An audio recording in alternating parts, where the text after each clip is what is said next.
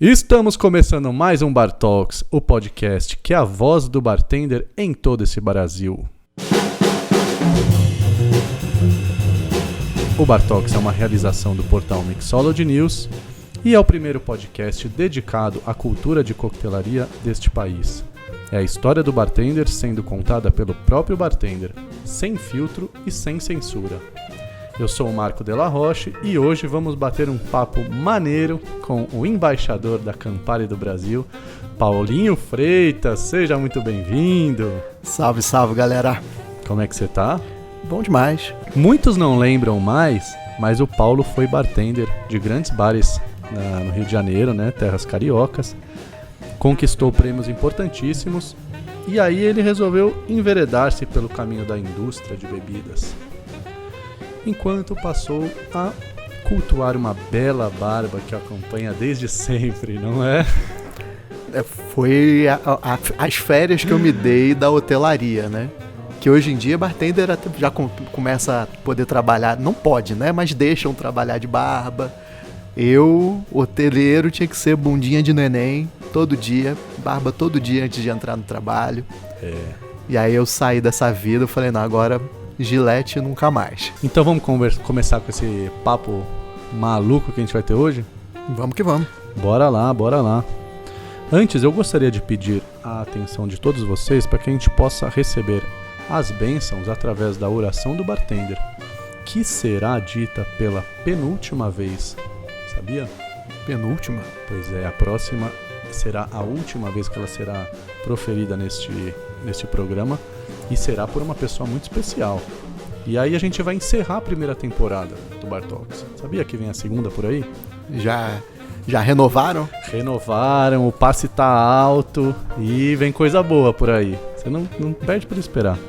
Vamos falar sério agora que precisamos aqui, né? Concentração.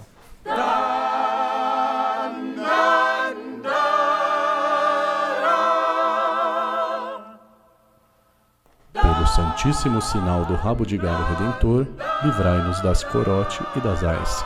Que nunca nos falte a simpatia de Dale DeGroff ou uma dedada apropriada de Gary Regan, que Deus o tenha. Não nos deixeis beber de litrão, mas lembrai-nos de não mais fechar o bar.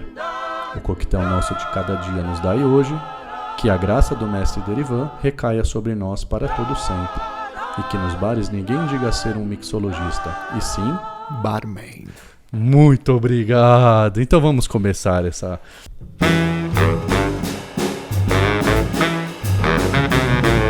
Paulo, vamos falar então de como é que você começou essa carreira. Como que você foi parar no bar, cara? Como todo mundo precisando de dinheiro, né? Aí falou a verdade. Então minha primeira faculdade que eu tentei, né, foi TI. Quantas você tentou? Tentei 2, completei uma. Então, boa média. Boa média. Então, comecei com TI, né? Cara de nerd. Você tem uma puta cara, né? De TI, velho. Comecei com TI. Foi só começar o estágio que eu vi que não era pra mim. Eu gosto muito de computador, mas no meu tempo livre, não pra trabalhar. E aí eu migrei pra design gráfico, né? Desenho industrial, com programação visual. E aí terminou. UFRJ, não, lógico que não. Eita. Na UFRJ. E era integral. E então, mesmo sendo federal, não tendo que pagar mensalidade, mas puto, o material caro pra cacete. Não podia ser aquele pote de guache de meio litro de R$10, não. Tinha que ser um potinho de 50 ml por R$100. Material fotográfico caro pra cacete, eu tinha que trabalhar... Artista, né? Artista. Tinha que trabalhar, me sobrava noite e me sobrava fim de semana. Uhum. Curtia fazer uma caipirinha no churrasco pra galera. Falei, por que não? Pronto. Fiz um curso no Senac. Com quem? Você lembra? Evandro Gatti. Finada Alchemist Brothers. Sim. Era uma das maiores. Era junto com a Rio Cocktail do Alex. Sim. Era quem... Que voltou pra sua história depois, né? Sim.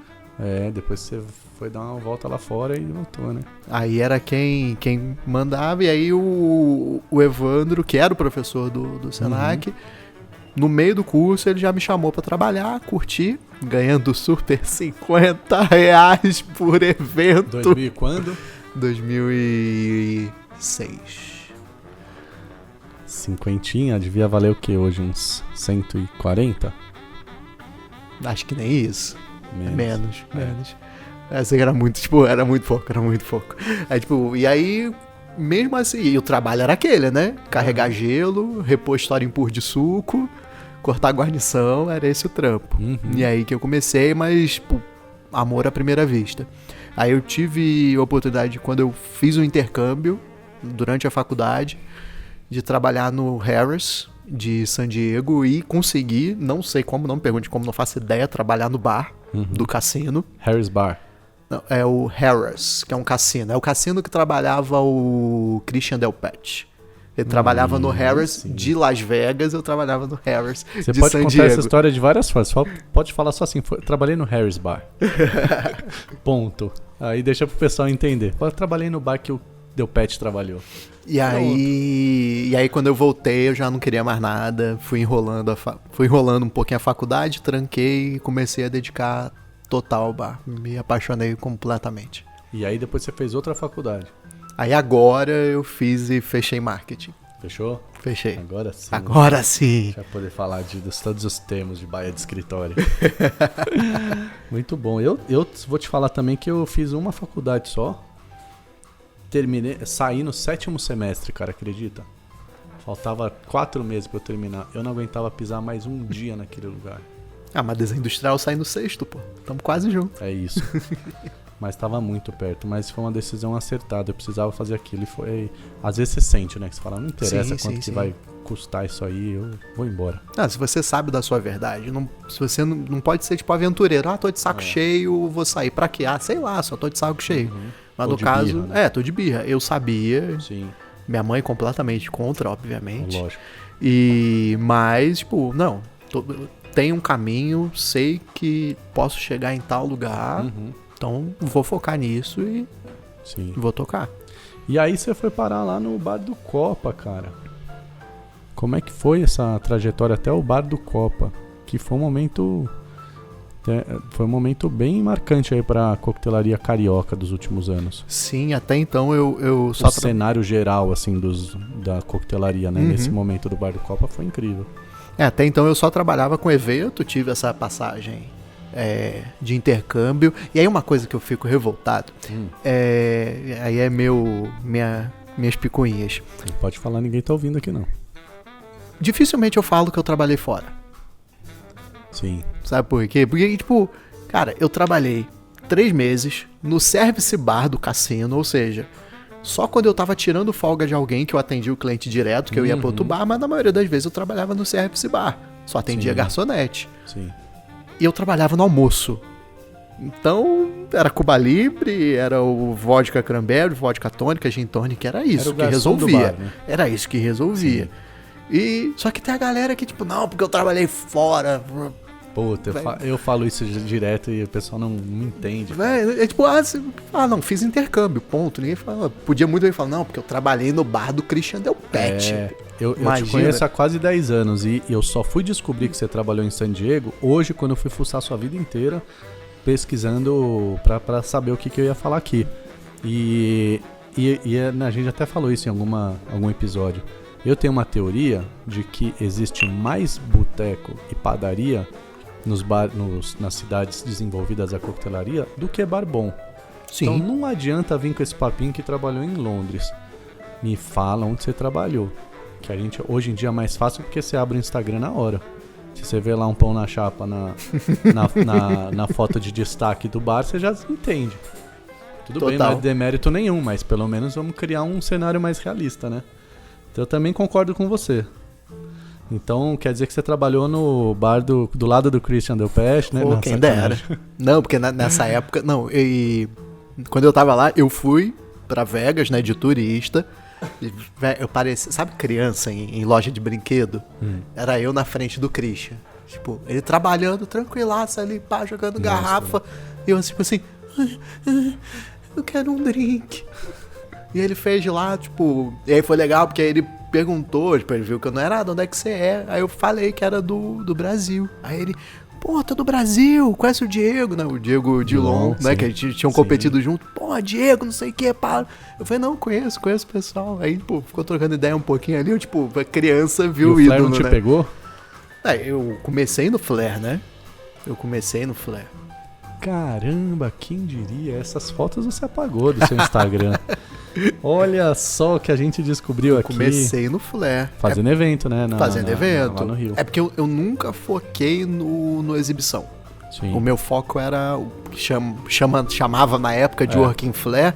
Hoje em dia é um termo que eu tenho vontade de dar uma tapa na cara de quem fala, né? Que é o craft flare. Eu quero dar um tapa na cara de quem fala isso, mas eu brinco que eu tô ficando velho, eu tô ficando ranzinza. Mas tem um fundinho de verdade nessa brincadeira. Somos dois. Mas é isso, é o working flare e pra mim é uma coisa que eu uso até hoje, importantíssima, que dá uma agilidade no bar. Sim. Absurda. Sim. Só de você Sem aprender dúvida. a não trabalhar com uma mão no bolso, que tem muito bartender que trabalha com a mão no bolso, né? Fica só com a mão boa, não usa a mão ruim. E essa coisa do flare, de te dar agilidade, de girar, pegar mais de um equipamento ao mesmo tempo, é uma coisa que... Não, e dá uma energia pro Sim. trabalho. Você consegue trabalhar uma noite inteira com ritmo. Né? Total. Acho incrível. E aí você trabalhou no bar do Copa, que foi o Copacabana Palace, né? Que foi um puta projeto caro, grande, né? Naquele momento do Copacabana Palace. E... Só que, se você me diga se eu tô falando besteira. Só que, no fim das contas, vocês passaram a vida inteira servindo vodka com energético ali, né? Pras festas de Sim playboyzada. Sim e não. Okay. Isso era uma coisa muito legal. E, tipo... Tinha uma carta incrível. Tinha uma carta incrível, feita pelo Beto Ferreira, né, que hoje ele tá à frente dos bares do Fridays aqui. E ele fez um trabalho legal, inspirado nos hóspedes ilustres do Copa. Porque o início do bar do Copa não era pra ser uma balada. Era pra ser um clube de jazz pra alta sociedade carioca. Só que, com o tempo... Foi mudando, até que virou uma balada topzera. Sim. Mas o legal é que eu, o Rafael Pisante, né? Todo mundo queria dar uma coisa diferente. Mesmo a gente estando nesse clima de balada, e a gente conseguiu, mesmo numa balada, cativar alguns clientes que iam pra lá pra beber coquetel. Quais? Vamos lá, nessa época, o que vocês serviam? Não, coquetel da nossa cabeça, que a gente carta. criava. Ou da carta que tinha, ou o coquetel da nossa cabeça. O coquetel que a gente tinha participado de alguma competição, alguma coisa. E a galera ia pra beber coquetel. Tinha gente que chegava lá cedo, quando o bar abria, Sim. tomava 2, 3 drinks e ia embora antes Sim. de começar a muvucada. Porque nessa época, o pessoal que tá em 2020 adentrando a profissão, não fazia ideia, né, de que... Estamos falando de 10 anos atrás, né? Cara, ninguém chegava no bar e pedia um Negroni. Ninguém chegava no bar e pedia um Fitzgerald, um Tom Collins, né? A gente evoluiu muito nos Sim. clássicos, né? Então, o bartender sugeria, né? E você vendia o que você queria ali. Total. Né? Não, ali era caipirinha e vodka energético, uísque energético, e era isso. E não tinha mais nada. E Sim, aí... que o consumidor sabia. Sim, né? sim. Não tinha esse conhecimento, né? Não tinha nem canais para divulgar isso, seja na grande mídia ou não tinha interesse por isso. O cara sabia os top of mind, né? O Dry Martini. Sim. Cosmopolitan naquela Cosmopolitan, época. na época que era forte, por causa da série. Apple Martini começou a Apple pegar. Martini saía bastante. E era uma coisa que eu achava idiota. O cara com aquela tacinha Martini no meio da pista de dança. Meu cara. Deus. Eu tenho eu vivi esse momento, né? Eu tava lá junto com a Absolute, implementando a Absolute Citron, implementando o Cosmopolitan, conversando com o fornecedor de suco de cranberry para vender no mercado, que não existia. E no fim das contas eu olhava para as festas que a gente fazia, a galera com taça Martini na pista, e parecia aquela propaganda da Campari, sabe? Que você tá bebendo e de repente vem aquele jato de vermelho em você. Sim, sim. Só que não era aquela coisa linda da propaganda. Era tipo, você jogou o drink em mim. Porque você tava numa pista dançando, gente. Não é pra você tomar uma taça Martini.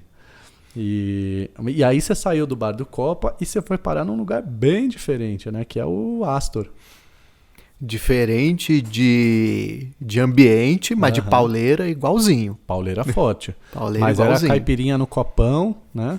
A gente já tava falando de aquela época da coquetelaria que a gente pegou gosto em fazer harmonizações em caipirinha, né? Então tinha caipirinha de Sei lá, eu sinceramente eu não vejo isso tão forte hoje em dia. Mas era, sei lá, uva verde com água de coco, com capim santo, tangerina com morango, com pimenta rosa.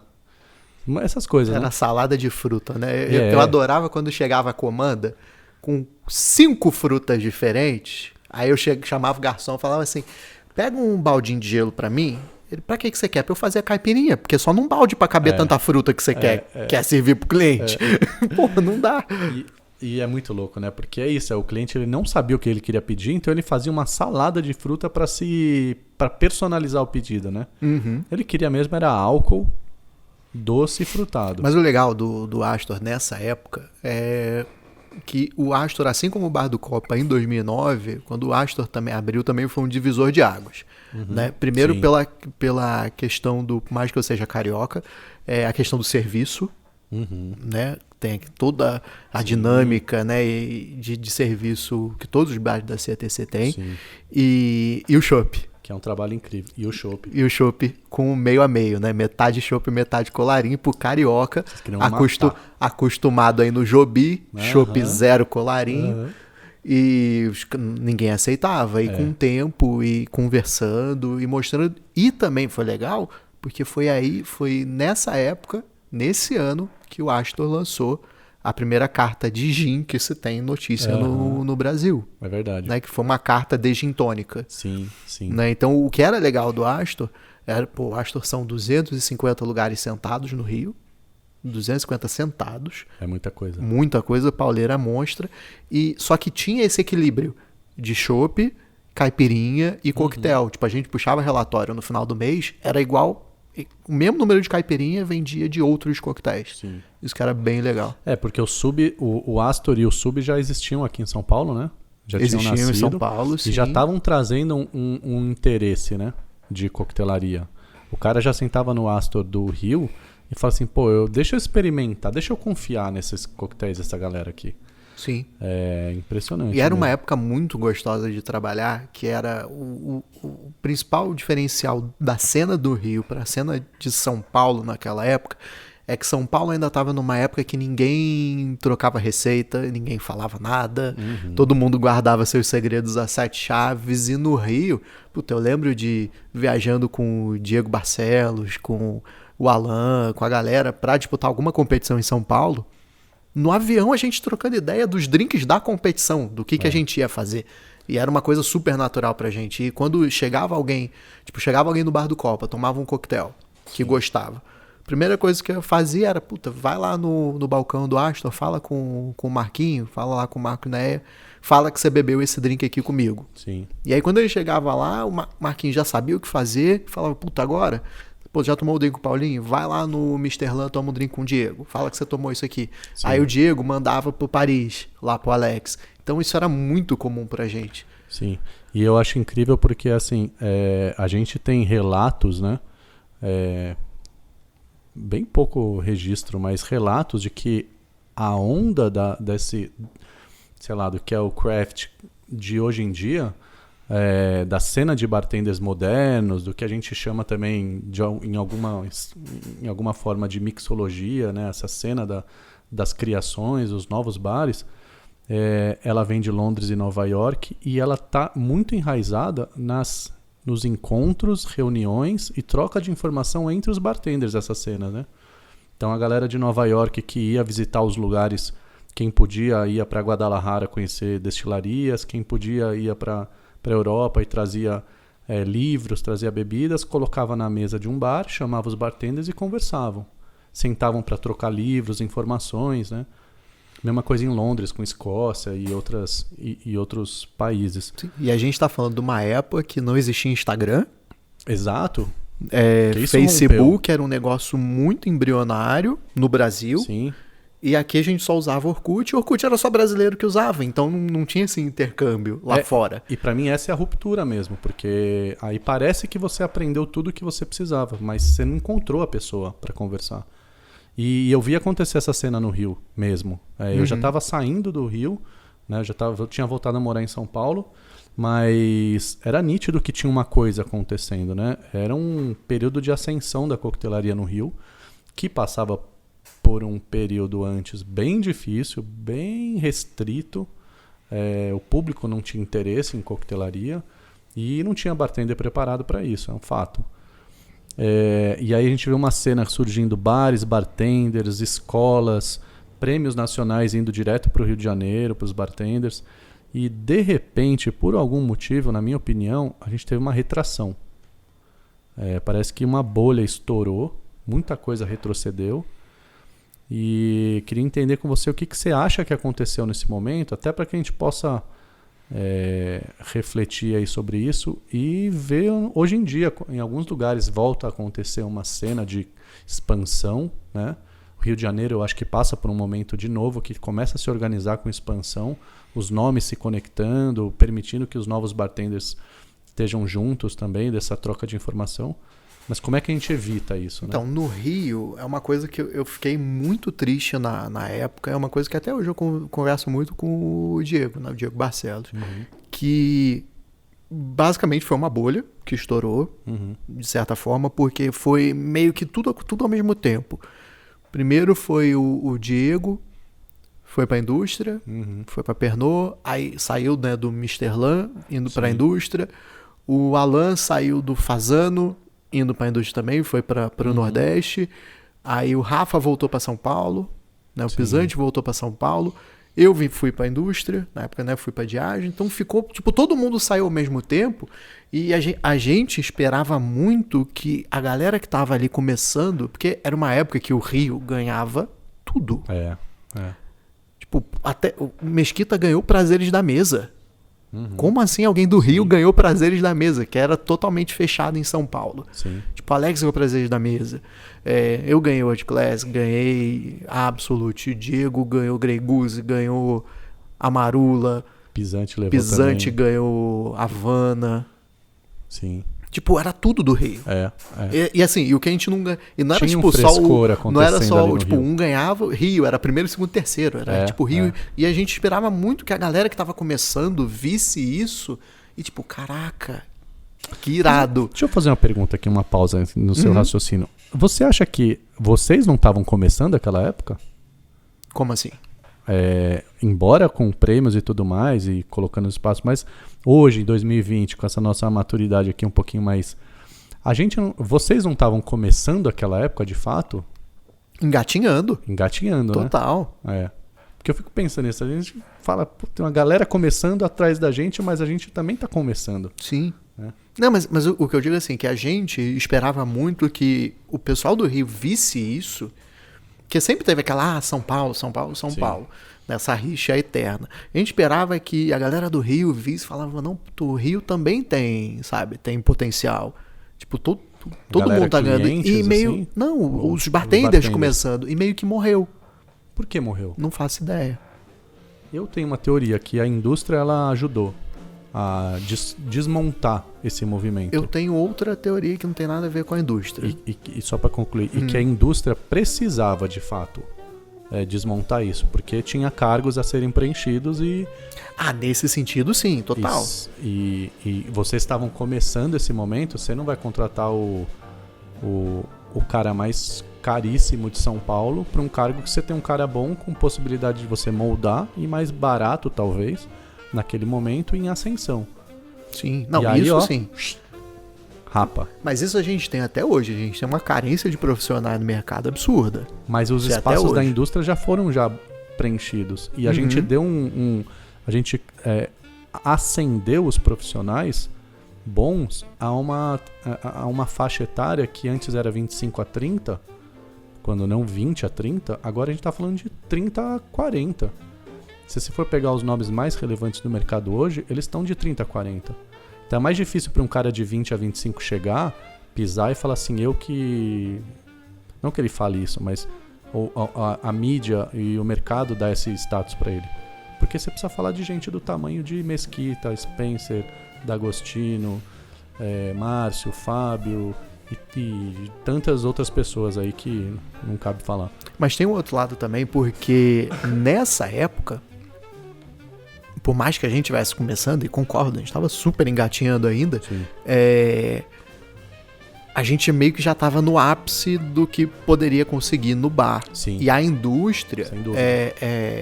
te dava um outro degrau pra você subir. Sim. Hoje, pessoas como você falou, Spencer, Márcio, Fábio, Alex, essa galera, com certeza ganham muito mais do que qualquer um da indústria. Uhum. Entendeu? Não só no bar que eles trabalham, como também com consultorias e tudo mais. Isso era uma coisa que era impensado na nossa época. É verdade, sem dúvida. Então era meio que, tipo, surgiu oportunidade, óbvio.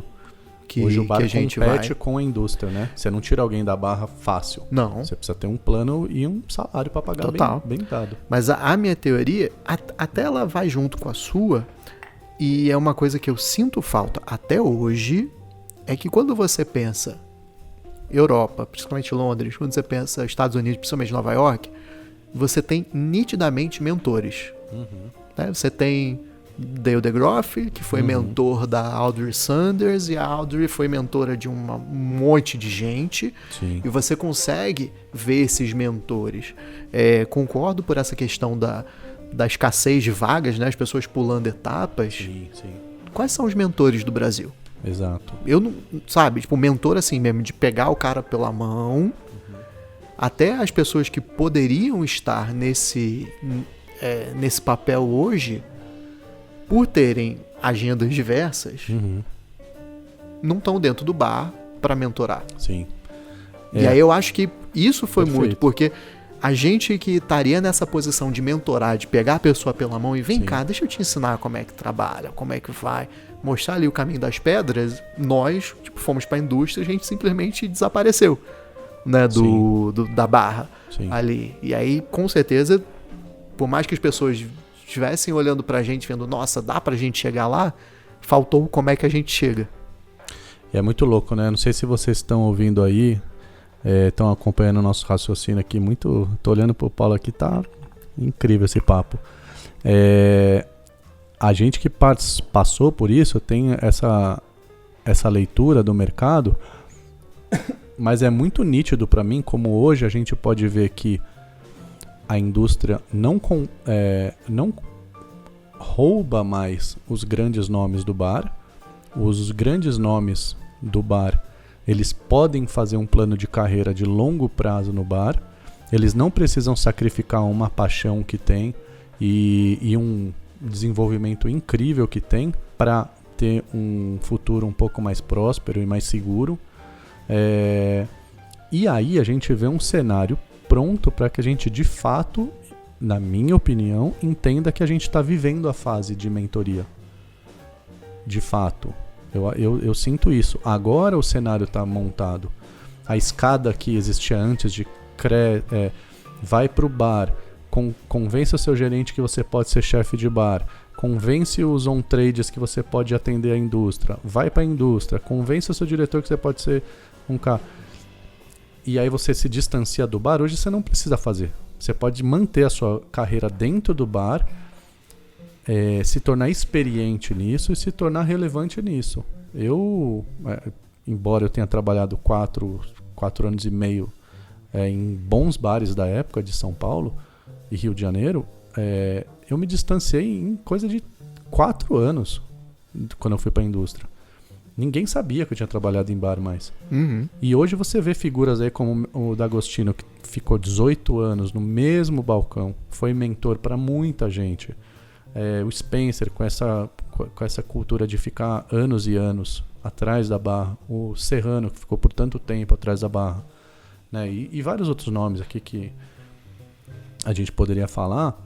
A gente está podendo fazer uma história parecida com o que a gente vê em bares de, principalmente Nova York e Londres, que são times de coquetelaria, né? Equipes de bar, com pessoas que estão lá há 5 anos.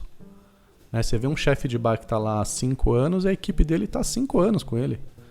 E todo mundo cresceu junto. Né?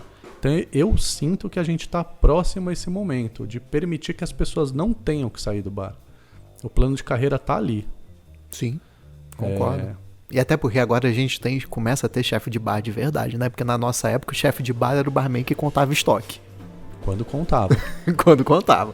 Hoje a gente já tem chefe de bar que já tem essa visão de capacitar a própria equipe, que era uma coisa que eu fazia. Tipo, eu comecei a fazer isso no Astor, lá no Rio, em 2012, que era juntar, em 2013, na verdade, que era juntar minha equipe pra ensinar pros caras, tipo, o que é whisky, o que é rum, o que é não sei o que. E tipo, não, você tá trabalhando, filho. Você tá trabalhando, você tá no seu horário de trabalho, o aprendizado faz parte do seu trabalho. Sim. Então hoje a gente já começa a ter chefes de bares que têm essa visão de manter a equipe, de capacitar a equipe, que fazer carta de coquetel não é só do que dá da cabeça, gostei desse sabor. Não, tu vai fazer a carta pra dar lucro. E aí você começa a ter as pessoas que vão passar essa experiência pra frente. Aí, concordo com você, a gente tá próximo de dar um salto absurdo na cena de bares e restaurantes aqui no Brasil. Eu acho que o próximo boom da coquetelaria no Brasil chama gestão. Fazer negócios saudáveis e de longo prazo. É o que eu acho. Quem foi seu chefe de bar no bar do Copa? O Rafa Pisante. Então vamos falar com ele? Fala pessoal, aqui quem tá falando é o Rafael Pisante da Monan, mixologista da Monan. Aproveitar para mandar um abraço pro Paulinho, Paulo Freitas e pro Marco. Aproveitar para fazer uma pergunta também pro Paulo. Há alguns anos atrás, quando a gente trabalhou junto, você já levantava a bandeira de umami, de sabor umami, alguns coquetéis você já criava nessa época, já tem uns bons anos. Só que hoje a gente não ouve muita coisa sobre isso. Então minha pergunta é, você acha que esse tema ele já foi, que esse momento já passou, que as pessoas ainda falam nisso?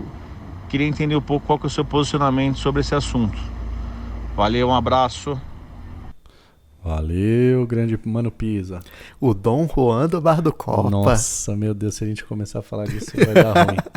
Tem que ter o podcast lá do B, né, pra contar os podres das pessoas. Mas tá aí, tá vivo, tá bem ele. Não, era muitas risadas nessa época. Muitas risadas. E segurei várias bombas pra esse menino, né? Mas sei. Tudo bem. Vamos ver, depois a gente conversa sobre isso. Então, nessa época, eu era bem retardado de nerd, de estudar. E... Você era chato demais, cara. Demais. Chato no bom sentido, cara. Que eu falo assim, mano, esse cara é muito papo, é muita coisa. É muito estudo. E era que tava vindo essa coisa do umami e tal, que é uma coisa que a gente não tá acostumado aqui no Brasil, né? O nosso negócio é frutinha, docinho, caipilé e vamos lá. E eu acho que não é que morreu essa história do umami. Eu acho que a gente, tipo, não é uma coisa para se focar. Você pode ter umami no teu coquetel, mas você não precisa falar que é umami, sabe? Eu acho que passou da fase de você, como o Rafa falou, de defender uma bandeira. Você tem que fazer o drink gostoso, e não só o drink gostoso, mas o drink que o seu cliente vai gostar. Pode ser gostoso pra cacete pra você, mas o seu cliente não vai gostar. Eu gosto muito do trabalho que o Dave Arnold faz, lá no Exist Conditions, ele e o Don Lee, que o trabalho todo, o grosso do trabalho é feito no backstage. Você pega o cardápio, tá lá, base, modificador e alguma outra coisa. Agora, ali tem clarificação, tem uma destilação no rotovap, tem um nitro muddling, tem milhões de técnicas bizarras, mas que o cliente não precisa saber. Em outras palavras, não enche o saco do cliente. Não enche o saco do cliente. E nessa época do Bar do Copa foi eu tenho uma história que pra mim foi um ensinamento que eu levo até hoje, e eu adoro contar essa história, porque tinha uma cliente que ia lá, ela só tomava Sex on the Beach. E a gente tinha um coquetel que era muito parecido com Sex on the Beach, só que dava uma incrementada. Ele ia pêssego em calda, Absolute Peach, ia Peach Tree, suco de cranberry e água com gás. Era quase um Sex on the Beach. Viva 2012. Viva 2012. Não, isso era 2009. Mais um pouquinho pra trás. E aí eu ficava, queria muito que ela bebesse esse outro coquetel. E ela, não, Sex on the Beach, Sex on the Beach, Sex on the Beach. Só que eu, na minha cabeça, né, de engatinhando ali, ficava naquela, não, puta, Sex on the Beach, velho, esse coquetel é uma bosta. Esse coquetel é uma versão muito melhor, pensando, né? tem que provar, e até que um dia eu consegui fazer ela aceitar. Tava ela e uma amiga, tipo, a amiga pediu esse outro coquetel, era o Ava Gardner, se eu não me engano. E eu falei, cara, posso fazer 2? Desse, você vai gostar, que é muito parecido a Sex on the Beach. Ela, tá, faz. Aí eu fiz, botei os 2 na frente, elas indo no balcão, o drink da amiga descendo rapidamente, o dela ali em conta-gotas. Atendi mais 2 pessoas, o drink da amiga ali descendo, dela continuando no conta-gotas. Não perguntei nada, fiz o Sex on the Beach, só troquei o copo. E aí ela olhou assim, o que é isso? Eu falei, não, seu Sex on the Beach. Ela, não precisa. Eu falei, cara, você não gostou do drink? Você não gostou. Toma o Sex on the Beach que eu sei que você gosta. Ela, eu não achei tão bom assim. Eu falei, cara, por que você não me falou? Porque... Aí ela virou pra mim, olhou você bem tá no fundo dos meus olhos. Não, ela olhou bem no fundo do meu olho e falou assim, cara, que você sempre é tão simpático, você sempre me atende tão bem, que eu fiquei com vergonha de falar que não gostei. Cara, aquilo foi uma pedrada na minha cara. Que aí que eu parei pra falar, cara, azar do coquetel, foda-se o coquetel. Aqui, né? Perdoe o palavreado, mas foda-se o coquetel, velho. Atende bem. Exato. Então, que é muito isso. Tipo, acho que o Mami tem muito espaço. Né? Eu vi no outro dia, Stephanie tava, né, brincando com cogumelos ali, tava fazendo um teste com cogumelos. O próprio que voltou com certa força, o Blood Mary, o suco de tomate temperado, a galera começou a fazer o próprio suco de tomate temperando ali. Eu cheguei a usar queijo em coquetel. Então você fazer um fat wash com queijo hoje em dia, tipo, você tem muitas opções de colocar um sabor a mais ali no coquetel, um sabor que a pessoa não tá esperando. Ela não precisa encher o saco da pessoa, falar, não, porque isso aqui é um Mami, quero lá. Não, véio, só faz o coquetel. Exatamente. Gostosinho ali que a pessoa vai curtir. A pessoa já passou um dia estressante do trabalho, escolheu o seu bar pra sentar e curtir, aí você vai lá cagar um monte de regra em cima. Nossa, a gente saiu dessa fase de amém, assim. Muito, que a gente conseguiu graças perceber a Deus, que, né? Cara, seja de boas, né? Seja de boas, que o cara vai pedir um Tom Collins de boas, vai ficar feliz, vai ser ótimo a noite, ele vai voltar semana que vem. Vai gastar mais R$100, aí ele volta na outra. Tá bom, cada um no seu tempo, né? E que seja gradativo, né? Quantas e quantas vezes a galera errava monstruosamente. A pessoa chegava, quero quero uma pina colada. Não, você não vai beber pina colada, não. Hoje você vai beber Manhattan. Oi? Isso rolou muito, muito. Eu já tava fora do bar nessa época, eu pude ver. Eu achava bem estranho, porque eu tinha um prazer enorme em fazer. Eu pensava assim, ou seja lá o que for, se a pessoa vai me pedir um Bellini, que eu gele a taça da melhor maneira para ela, que eu consiga servir a melhor temperatura, que eu consiga usar a melhor dos ingredientes e da técnica, para que ela possa provar o melhor Bellini que ela pediu e ponto, cara. Eu não tô aqui para competir com ele. Primeiro porque eu quero que ele volte semana que vem, né? E traga mais alguém que fala assim, esse aqui é o melhor Bellini. Né, porque a coquetelaria clássica ela não foi ditada pelo que os bartenders acham que era legal. Ela foi ditada pelo que as centenas de milhares de pessoas que tomaram achavam que era legal. Né, o registro foi feito por quem bebeu, não por quem escreveu. Foram os editores, os atores, atrizes, as personalidades que falaram. Então, deixa o cliente de boas, galera. Eu fiz aqui uma regressão na minha vida, foi muito bom. Obrigado, Pisante, pela sua pergunta. Viva o Mami. E aí você teve a sua passagem falando aí do seu lado nerd de estudar, ele te levou a ganhar campeonatos importantíssimos, né? Numa época que a gente estava muito... acho que você foi bem feliz e aproveitou essa onda. A gente estava muito olhando pro... quem sabia mais técnica, né? Ou quem sabia mais informação, né?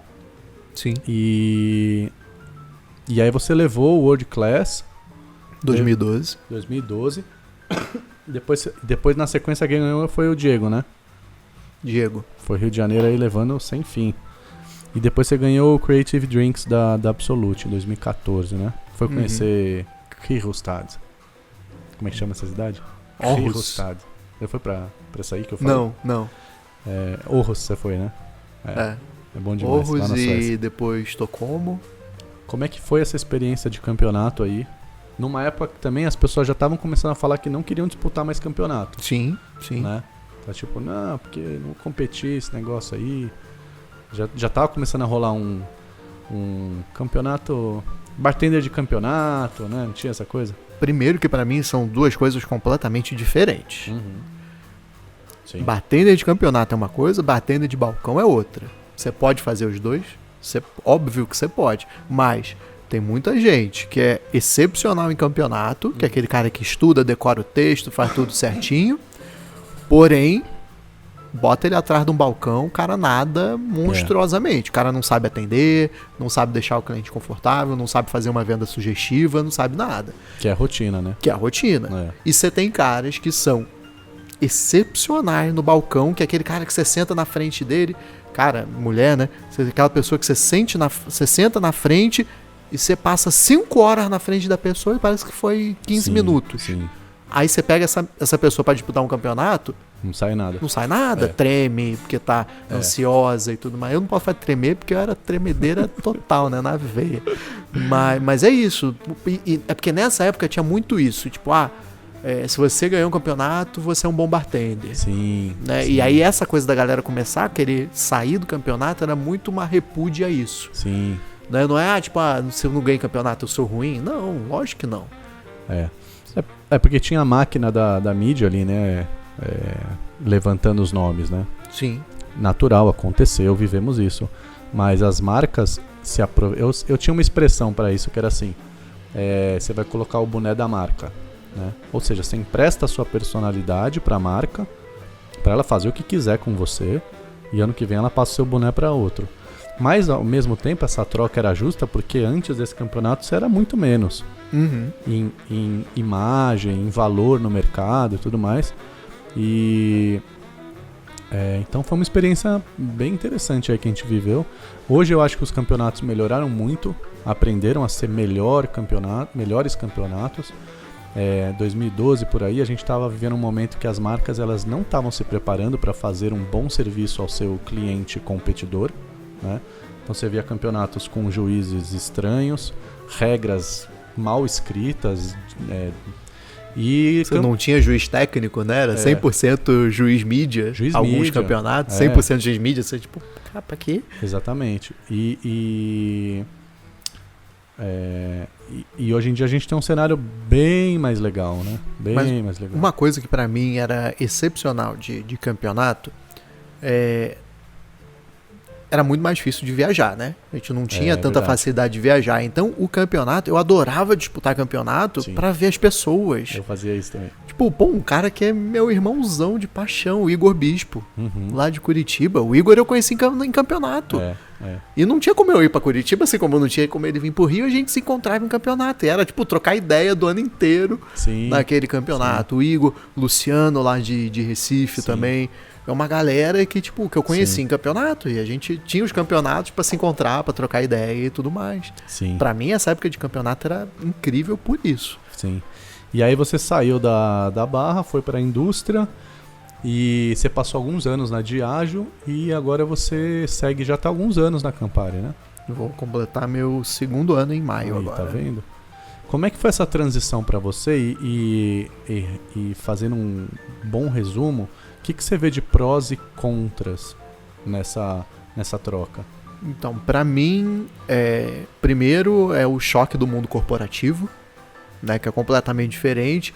Eu ainda consegui levar um pouquinho melhor por conta da estrutura que tinha o Copacabana Palace, né, porque, primeiro, hotel, então hotelaria já te dá uma estrutura, você já tem mais regrinhas a seguir, e um hotel multinacional, né, que é de um grupo multinacional. Então, Sim. eu já tinha um pouco dessa ideia de como funciona uma estrutura hierárquica, mas quando você vai para uma indústria de bebida, é um choque grande. Né? Não tem mais aquele negócio de chego atrasado, 15 minutinhos, tá tudo bem. Não tem mais aquela coisa de mandar receita para campeonato faltando 5 minutos para acabar o prazo, Aham. ou até com prazo estourado e você desenrola ali, tá tudo certo. Não, é Uhum. prazo, é meta, é objetivo, é número que você tem que entregar, é o guest que você vai fazer até 2 da manhã, mas no dia seguinte você tem uma reunião às 8, 9 da manhã no escritório e você tem que estar lá, e não tem choro nem vela. Isso é um contra, né? Sim, Pra mim sempre foi. sim. É.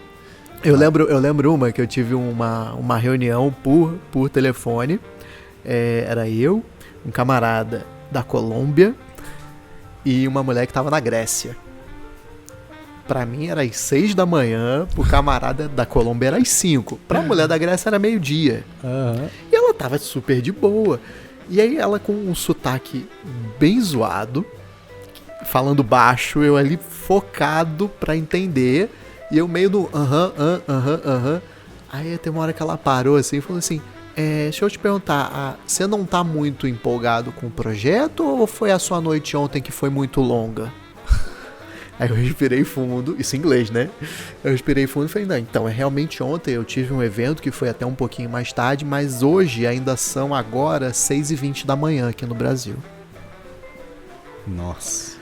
Mas eu super tô concordando com o projeto, eu acho que tem tudo pra dar certo. Ela, nossa, é tão cedo assim, não sabia. Eu falei, é cedo assim. Coisas que ninguém vê. Eu chegou uma hora que assim, eu tomei uma decisão na minha vida assim que eu não trabalho mais como embaixador de marcas, né? Tô compartilhando aqui publicamente também porque que a gente vai materializando os desejos. É exatamente por isso, assim, porque tem um contra que ninguém vê, porque não faz parte do discurso você contar para os seus clientes que você fez a mala 3 vezes essa semana, que você está dormindo no avião ou no check-in, no check-out, que se você pudesse, você não tomaria tanto álcool que você tem que tomar para fazer as rotas e para prestigiar os clientes. E então eu me organizei aí, o Bartox é parte desse processo, para continuar trabalhando com a indústria, acompanhando tudo, mas de um jeito que eu vejo que é mais sustentável, né? As derrotas você não bota no Instagram, né? Exatamente, né? Então você, bartender aí que vai receber um embaixador, um on-trade hoje, oferece uma água pro cara antes, pergunta como é que ele tá, se ele quer beber hoje, se ele tá bem. Porque às vezes a gente chega com a carta nova e quer que o cara prove tudo de uma vez, né? O cara fala, posso comer antes, né? Sim. Ó, por exemplo, já teve vezes de eu ter uma reunião em Fortaleza às 10 da manhã. Uhum. Só que São Paulo e Fortaleza são 3 horas e meia de voo. Então eu tenho que chegar em Fortaleza às 9. Para eu chegar às 9, eu tenho que pegar o voo das 5h10. Para pegar o voo das 5h10, eu tenho que estar no aeroporto às 4. Para eu estar no aeroporto às 4, eu tenho que sair de casa às 3 da manhã. Eu sei. Nossa. E aí, depois dessa reunião, tem um almoço com o cliente, que tem um treinamento, que tem um guest. Quando você vai ver, eu saí de casa 3 da manhã, 2h30, 3 da manhã, e tô fazendo check-in no hotel 1 da manhã. Mas no Instagram só tem o quê? No Instagram tá lá, bebendo, Hashtag. curtindo. Qual que era a hashtag? Anos atrás? Barman ostentação. Barman Não era? ostentação, barman Eu lembro ostentação, disso, cara. pode crer. Ai. Vamos falar então com mais uma pessoinha aí que tava viajando hoje também. Grande Marco, parabéns por esse canal maravilhoso, Obrigado. dedicado a falar sobre o mundo da coquetelaria e os profissionais dessa indústria. E já que a gente está falando de grandes drinks, minha pergunta vai aí para o Paulo.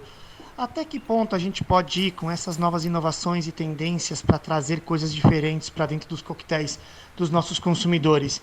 Falo isso pensando um pouco em certas técnicas ou certos métodos como carvão sendo usado, que chama atenção, mas aí tem esse dilema aí com relação aos riscos de saúde. Até que ponto o bartender deve ou não deve fazer isso? E já que falando em tendências, qual será a tendência aí desse ano? O que vai ser a nova tendência de bebidas? Obrigado, Murilo. Murilo Marques aí, parceiro de trabalho do Chefinho, do Paulo, salve, salve. conhecido chefinho, né? Tava lá viajando hoje, né? Aonde? Floripa. Floripa, Jurerê. Quem vê, não sabe que ele acordou cedo pra viajar 3 da manhã, né? E que não sabe o que vai ter que organizar lá com os eventos de Aperol lá. Vai ser monstruoso o negócio. Que legal. E aí? Vamos começar. Qual é a tendência para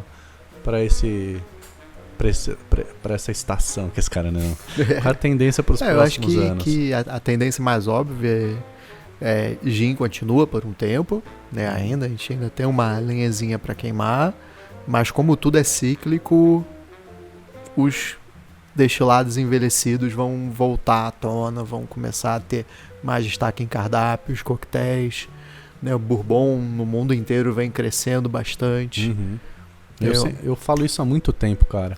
Eu não sei se a indústria de bourbon vai ter bala para segurar essa, mas a bola tá quicando aí na mão. Eu acho que realmente, sempre falei, cara, cansou já vodka, gin, né?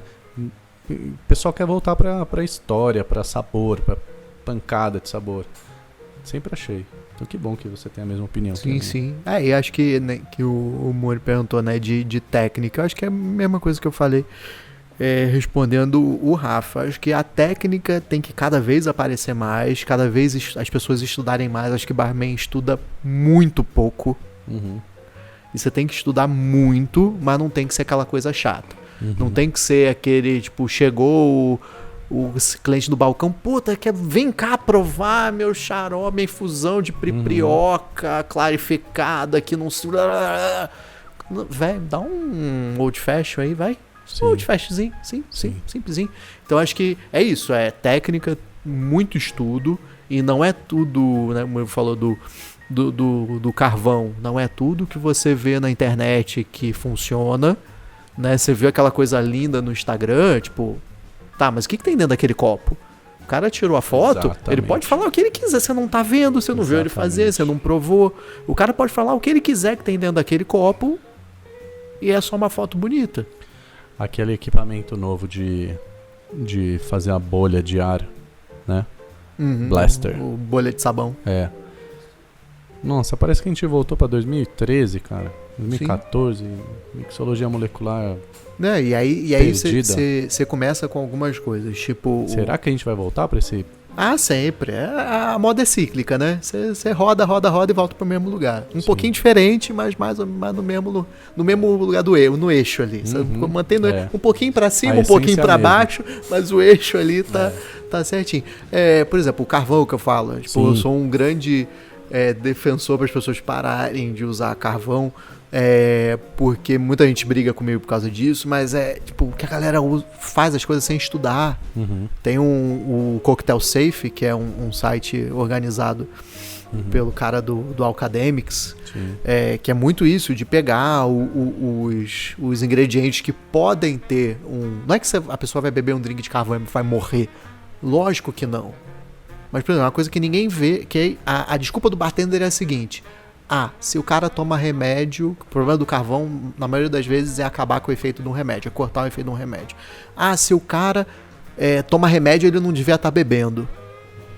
Tá, mas é a tua responsabilidade como quem tá servindo. Se o problema é dele, tipo, ok, mas é seu também que tá servindo. Me fala qual é a mulher que pensa que, né, vê o anticoncepcional, por exemplo, como um remédio. E o carvão pode cortar o efeito do anticoncepcional. Por exemplo, tipo, você vai perguntar pra uma mulher, você tá tomando, mesmo que você pare, antes de servir o drink, você pergunta pra uma mulher, você tá tomando remédio? A mulher vai falar não. A maioria, né? Não vai ver o anticoncepcional como um remédio. Vai falar, não tô tomando remédio. Porque ela pensa que é um remédio pra, sei lá, coração. Não tô tomando remédio. E o carvão pode cortar. Graças a Deus o pessoal parou tintura de tabaco. Puta que pariu. A quantidade de nicotina que você tá botando... Porque você não tem como medir a quantidade de nicotina que tá indo pra tua tintura. Aí tu dá pra uma pessoa que nunca fumou na vida uma quantidade absurda de nicotina. Quantas pessoas já ficaram doentes por água tônica artesanal? Que bota eu nessa conta. É uma doença chamada chinchonismo, pra quem não conhece. Pesquisa aí no Google, chinchonismo. Eu chinchonei aquele dia, cara. Foi. E aí aquela coisa, imagina, você adquire, né, o chinchonismo, que é da falência no rim, e aí você vai chegar no médico, o médico vai perguntar, e aí, o que você comeu? O que você bebeu? Tipo, nada. A culpa nunca é do drink, né? O cara nunca vai sempre do pensar chefe. que ele, tomou uma água, um drink que levava um xarope de tônica artesanal. O cara vai falar, o que você comeu? O que você bebeu? Nada. Tomei um drink e é isso, e acabou. Uhum. Então, acho que falta pro barman. A técnica sim tem que ser usada, você tem que usar bastante, porém estuda um Os pouquinho ingredientes, antes né? de usar a técnica. Eu acho que tem uma quantidade minúscula de carvão ativado que é possível, mas se o pessoal senta, eu já vi gente colocando colher de café no leite Eu para postei. fazer o cappuccino escuro, Sim. preto, né? Imagina, você toma aquilo ali, seu dente fica absurdamente preto, sua boca. Eu postei no não é nem Instagram. agradável. Aquilo só é legal pra foto do Instagram. Sim. Eu Só postei pro no cliente Instagram tomar, não é. falando sobre isso. E aí na minha postagem original eu coloquei, que não dá gosto nem textura. Aí tanto o Diego Baixo lá de Curitiba e o Rafa, que é do Frank, não é? Uhum. Que aí eles botaram, muda a textura sim. Aí eu Muda. brinquei, quando muda a textura você errou umas 3 colheres já. Você Não, já tá com umas 3 colheres além da conta de carvão ativado. E você falando de 3 colheres, você já tá indo pra um nível assassino. Sim. Porque realmente, a ponta de uma colher de café, a ponta de uma colher dá conta de fazer uma cor e não é arriscado. Isso eu conversei bastante com um médico, endocrinologista, porque eu tive uma missão numa carta de colocar um coquetel escuro. E eu falei, cara, eu não vou assinar isso aqui e seja lá o que acontecer. Então eu tive essa missão de estudar a fundo. E o problema é se de repente a pessoa, por algum motivo, alguém surta e pede 3 daquele cara. Então você está triplicando o risco. Aí você começa a entrar numa zona de risco delicado. Sim. Então eu acho que realmente, na dúvida, gente, tem outros colorantes, né? Preto. Dá pra gente usar outros ingredientes. Enfim. Então a pessoa quer falar com você aqui também. Vamos que vamos. Olá, boa tarde, tudo bem? Eu sou Miguel Paz, instrutor de treinamento do Diage Bar Academy. Oi, Lei. Sou aqui de São Paulo. Conheço o Paulo já há algum tempo, já nos vimos em algumas capitais. Queria saber dele, como grande entusiasta, né, grande leitor de conteúdos sobre coquetelaria, eu queria saber dele qual a opinião a respeito do conteúdo que temos atualmente. Hoje sabemos que temos bem mais conteúdo disponível em português do que tínhamos, por exemplo, há 5, 6 anos atrás. Inclusive, quando eu comecei na profissão, eu tive muita dificuldade de encontrar conteúdos em português, né? Então eu queria saber dele o que ele acha que falta como complemento para esse tipo de estudo, para quem segue a profissão, né, e quer se aprimorar. Beleza? Abraço! E aí? Obrigado, Miguel, pelo recado, pela pergunta. Grande Miguelito, irmãozão. Eu não sei quem ele quer enganar falando que é aqui de São Paulo, com esse sotaque, esse mineirês todo. Esse mineirês todo. Nossa, Miguel é irmãozão, adoro o Miguelzinho. Então, primeira coisa que falta, ele mesmo já respondeu, inglês, ponto. Na minha época, quando eu era molecote, minha mãe falava, meu filho, você tem que aprender inglês, porque o inglês é importante. Hoje o inglês não é mais importante, o inglês é fundamental. Sim. Já começa por aí. Sim. Por quê? A gente está, né, nessa época da informatização, a gente tem acesso a o que a gente quiser na internet, porém, não importa se quem está escrevendo é do Japão, é do México, é da Iugoslávia, se o cara quer que aquele material seja lido, ele vai escrever em inglês. Então o inglês já deixou de ser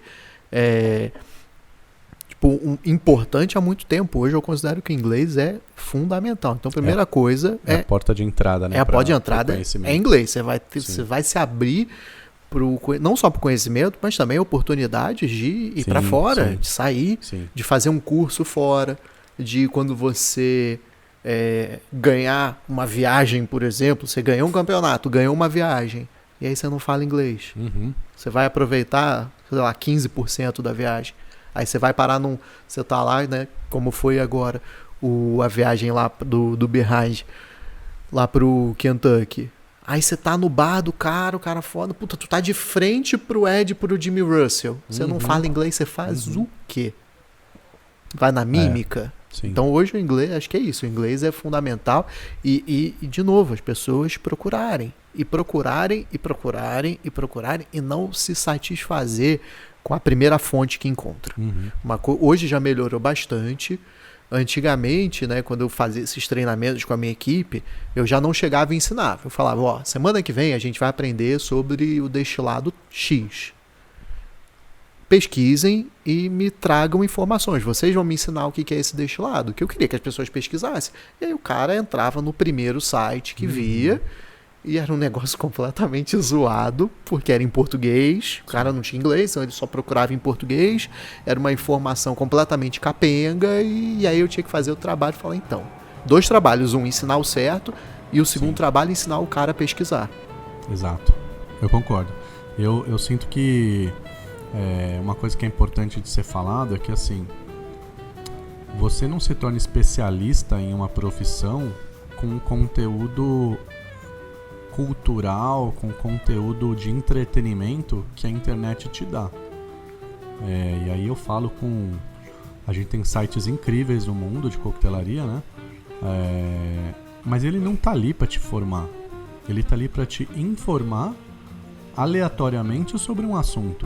Se você é um profissional sério, que está pensando numa carreira de longo prazo, você tem que buscar uma formação através de literatura séria, sites de qualidade têm conteúdo sério, às vezes ele não tem uma linha de raciocínio que ele se desenvolva. Eu quero saber tudo sobre saquê.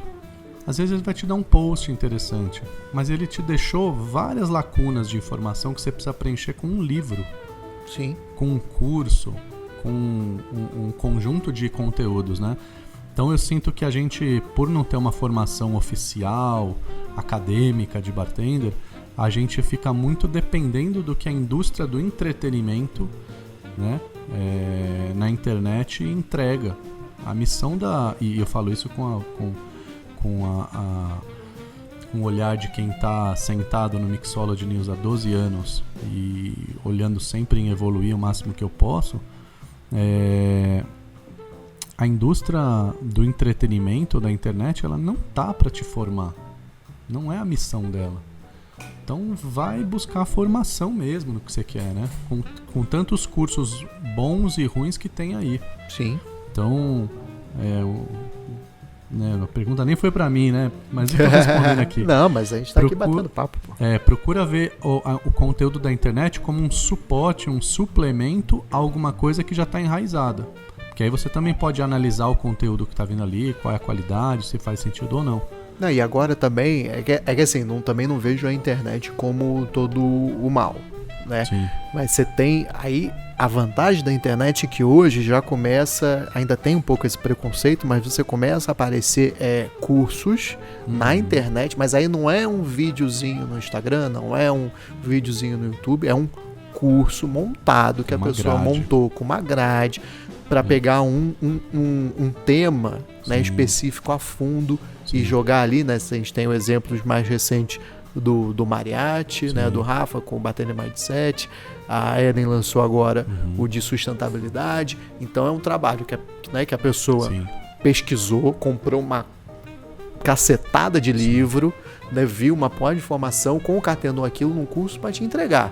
Aí sim, mas tipo, você viu um vídeo no YouTube falando de um assunto X e acha que já tá dominando aquilo. Exatamente. Que é o que você não pode fazer. Você tem, primeiro, procura aquela mesma informação que você acabou de ver, mas tenta achar em outra fonte. Sim. E não outra fonte que só fez o Ctrl+C, Ctrl+V, que só copiou e colou, mas tipo, outra fonte que de fato que tem um outro raciocínio e compara e vê. Sim. O que dá. Um dos grandes motivos que eu vim para a indústria, isso não é segredo para ninguém, quando eu aceitei o convite para ir para a Diageo, era para ganhar menos do que eu estava ganhando no Copa. E eu aceitei esse motivo porque um dos meus objetivos é capacitar pessoas. Isso é o meu objetivo, tipo, pessoal. É capacitar pessoas. E acho que a maior forma de você capacitar as pessoas é ensinar as pessoas a aprender. Uhum. Porque das vertentes que eu sigo é o 70-20-10. Né? De tudo, que é 70%, 20%, 10%. O que você aprende sentadinho numa cadeira, vendo um curso, lendo um livro, é 10% do teu conhecimento. 20% do teu conhecimento é mentoria, é trocando ideia. Puta, fiz isso aqui, o que você acha? Né? Alguém que sabe mais daquele assunto que você é. Puta, tive essa ideia, o que você acha? Acha que vai assim, vai assar? Não. 70% do teu aprendizado é mão na massa, filho. Uhum. É quebrando a cara. Sim. É fazendo drink que ficou uma bosta. Sim. E olhando, puta, errei isso, errei aquilo. É fazer uma redução, puta, não deu certo. Por que não deu certo essa redução? E o que falta pro bartender é o 20, a gente já tá ali engrenado, mas é o 70 que falta mais. É botar a mão na massa.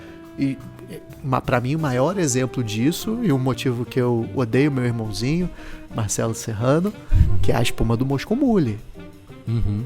Quando o Serrano fez a espuma do Moscow Mule, tinha um objetivo. Era para ser uma espuma leve, aerada, né, que misturasse com o drink quando você tá bebendo. O que eu vejo que eu já apelidei de Moscow Mousse no mercado, que o cara faz um chantilizão, parece a casquinha do McDonald's. Mas por quê? Porque o cara viu uma receita na internet, já sei fazer, sou mestre. E fez, e é isso, e pronto. Não tem essa coisa de testar, de tentar fazer diferente, de tentar descobrir como é que é. É o reducionismo, né? Você tem uma fonte, uma receita, você faz aquilo.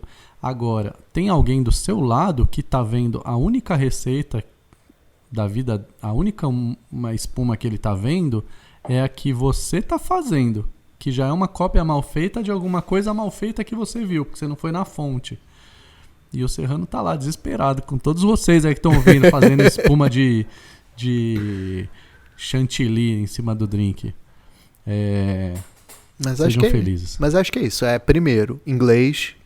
Se você não fala inglês, se matricule hoje ainda num curso de inglês. Que tem na internet, que rola fácil hoje. Sim, é ridículo. Inglês. Não vá nessa de, eu tenho Google Tradutor, velho. Não esquece essa história. Ajuda enquanto você não sabe, mas se matricule hoje num curso de inglês. Sim. E 2, pesquise. Acesse o Mixology News. Acesse o Mixology News. Sim. Boa. Acesse o Mixology News. Não, isso sim, tem muito conteúdo bom. E teste. Mão na massa. Não tenta achar a receita mágica na internet. Testa, vê o que dá. Até porque, exemplo, quando o World Class 2012, o Devender, que era o cara da Índia, o coquetel dele tinha manga.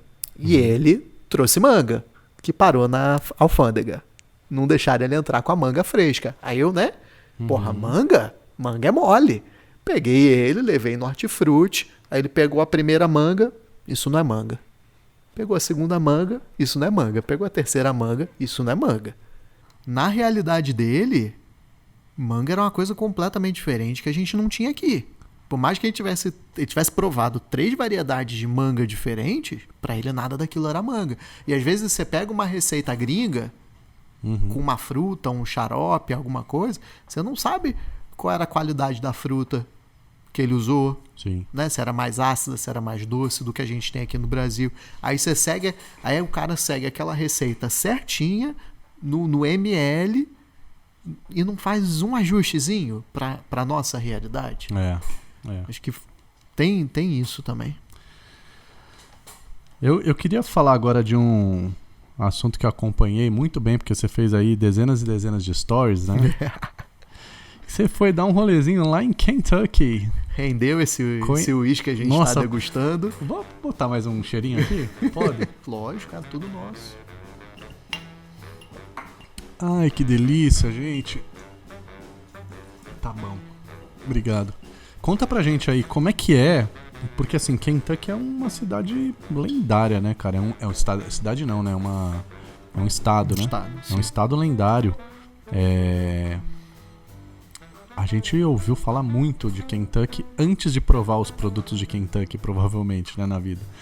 Porque lá vem tantos bourbon, mas a gente nem sabia no Brasil direito o que era. Não tinha volume aqui, né? Temos aí um momento político que envolve os presidentes de Estados Unidos e Brasil, né? Fizeram um acordo para abrir as portas para bourbon aqui no Brasil e para abrir cachaça lá nos Estados Unidos, né? Foi mais ou menos isso. Dilma e Obama.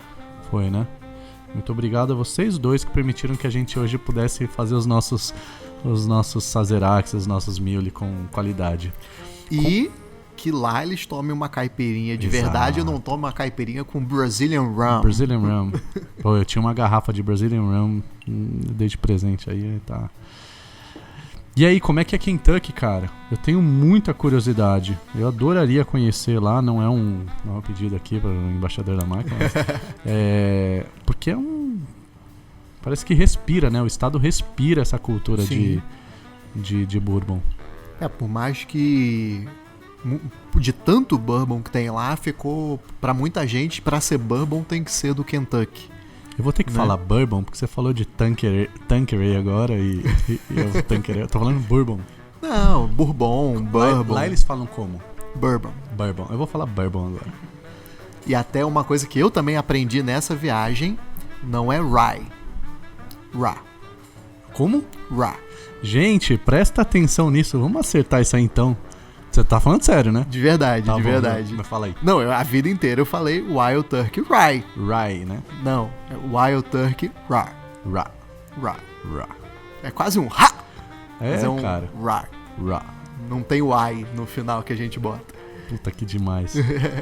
Mas pô, como grande na maioria do bourbon vem do Kentucky, né? Ficou essa mística de que pra ser bourbon teria que vir do Kentucky. Não, pode vir de qualquer parte dos Estados Unidos. Tem Exato. Tira esse mito pra gente aí, pelo amor de Deus.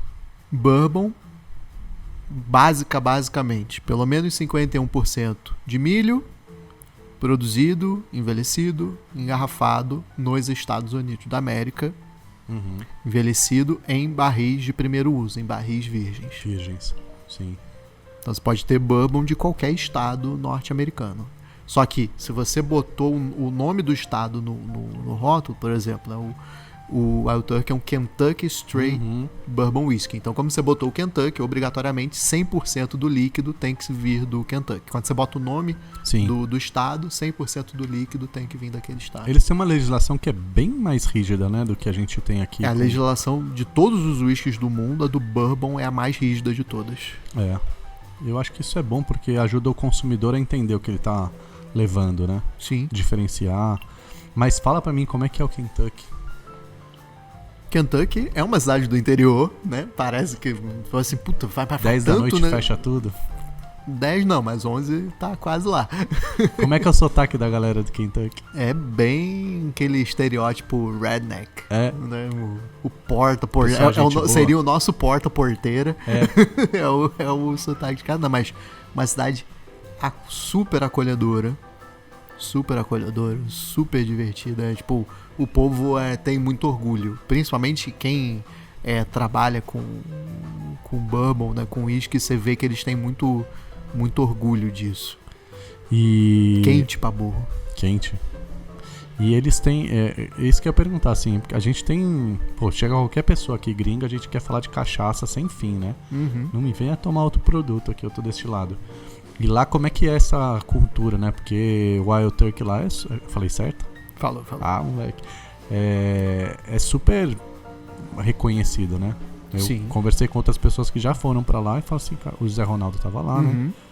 Falei assim, cara, da família, eles nasceram com essa cultura, com essa tradição, né? Foi o Zé Ronaldo, foi a Adripino. Foi uma galerinha já.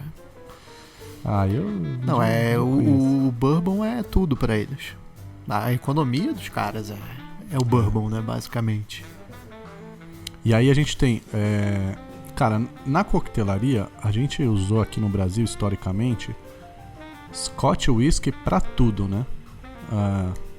Anos atrás. Então você tinha aí, bom, sabe-se lá onde ia fazer Sazerac, né? Porque a gente mal conhecia, né? É muito louco pensar isso.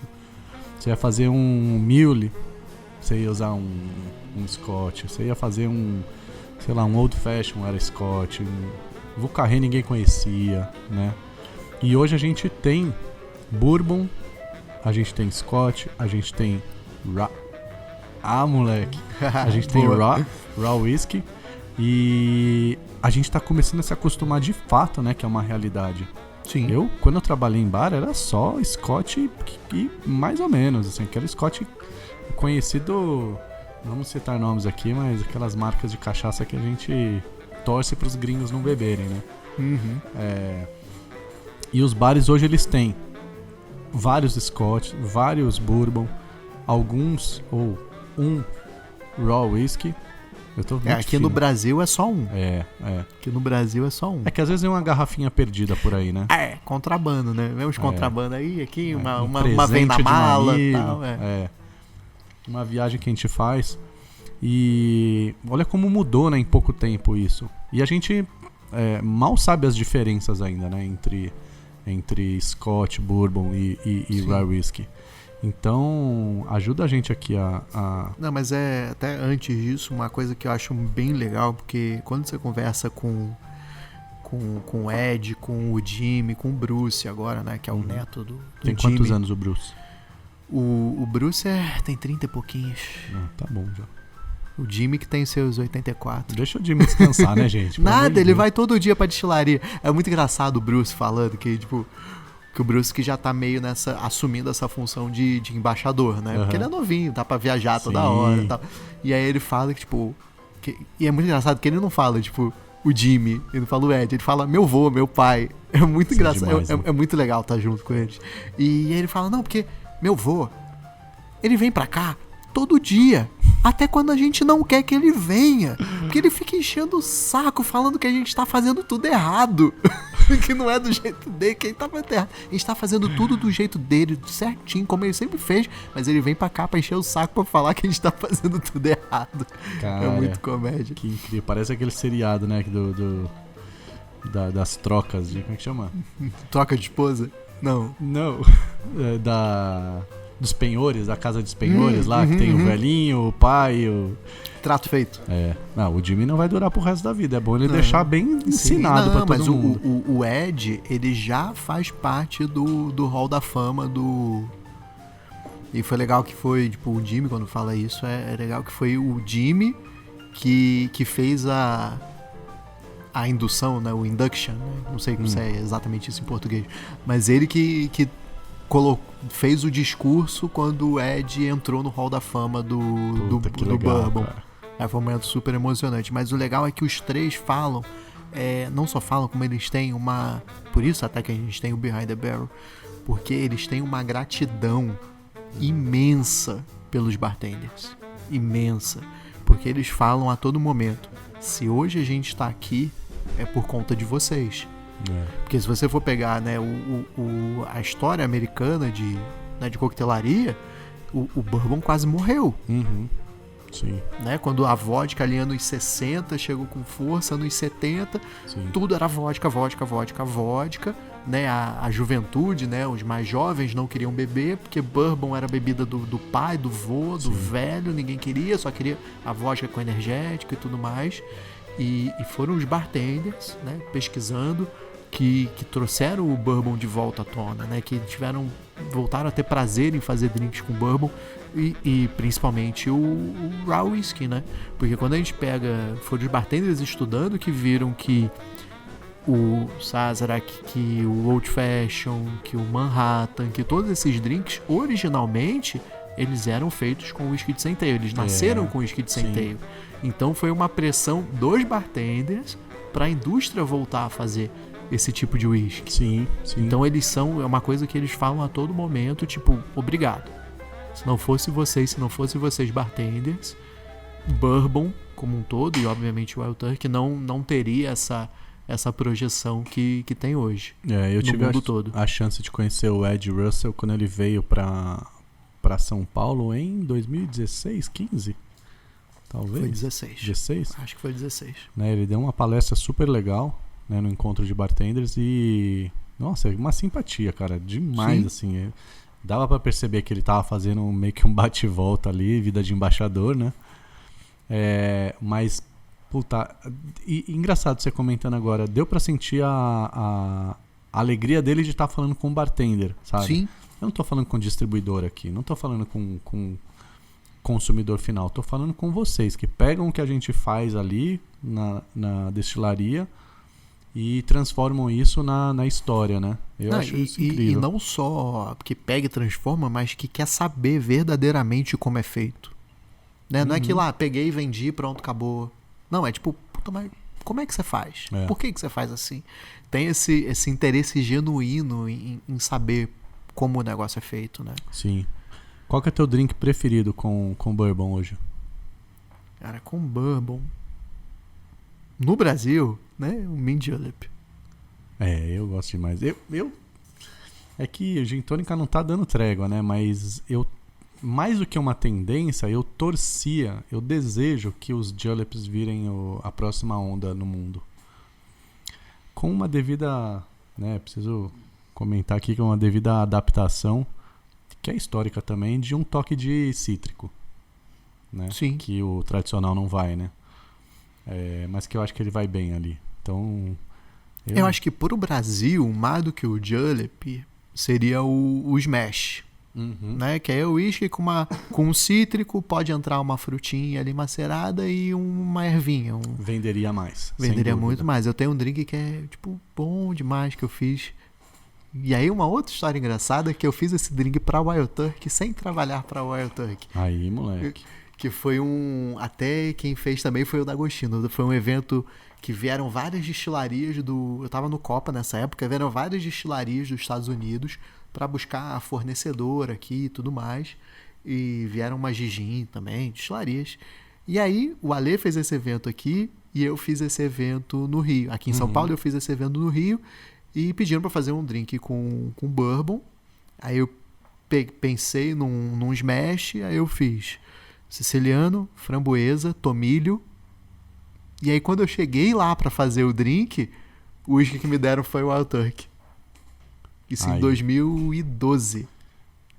Nem tinha o Wild Turkey no Brasil ainda. Sim. E tem o Bourbon Smash, né? Que é um clássico também. Sim. Né?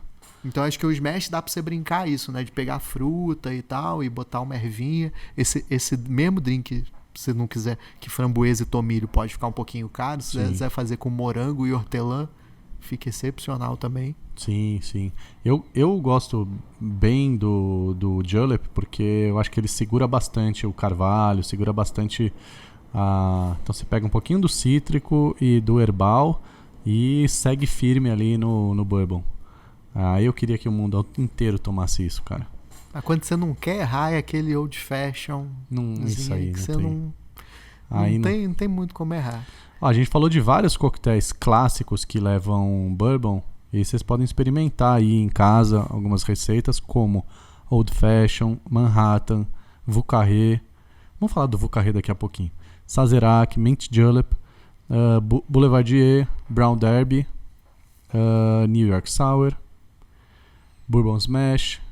Tem a receita. Um que a gente não toma nada aqui, que é o Hot Toddy. É difícil, né, tomar aqui. Kentucky Mule. Bom. E um pouco conhecido, mas que eu fiz uma pesquisa prévia, porque lógico que eu não estou falando da minha cabeça aqui, né? Que vocês acham que essa hora, depois de 2 doses dessa iguaria que a gente tomou, que é o Gold Rush. Você conhece o Gold Rush? Gold Rush... Mel, não? Ele é com mel. Mel, né? É. E eu tava pesquisando... Ele é com mel, isso mesmo. Eu tava pesquisando, estudando, né, o Vucarré, principalmente por causa da pronúncia, que eu falei, cara, eu preciso entender esse negócio de Vucarré. Porque muita gente fala Vieux-Carré, Vucarré. Eu falei, cara, peraí, primeira coisa... E foi isso, eu fui pensar no método da pesquisa, né? Como é que eu vou entender, de fato, qual é a minha prioridade no som disso? E eu falei, bom, primeiro, que tal eu procurar bartenders em New Orleans falando como faz o drink no YouTube? Aí você vai entender que todo mundo em New Orleans fala Vucarré, porque é um termo em francês, com o dialeto de New Orleans, né? Do jeito que eles falam lá. Então, só naquela região onde a coisa nasceu que eles falam assim. Que é o creole, né? Que é o francês misturado com o africano e dá uma mistura linda. Toda. E logo, na minha opinião, se onde nasceu se fala Vieux Carré, é assim que eu vou falar. Justo. Então, é isso. Eu queria compartilhar isso com vocês aí que estão ouvindo a gente até agora. Eu tenho um problema com o Vieux Carré. Drink excepcional, gostosinho demais. Hora de pagar que dói.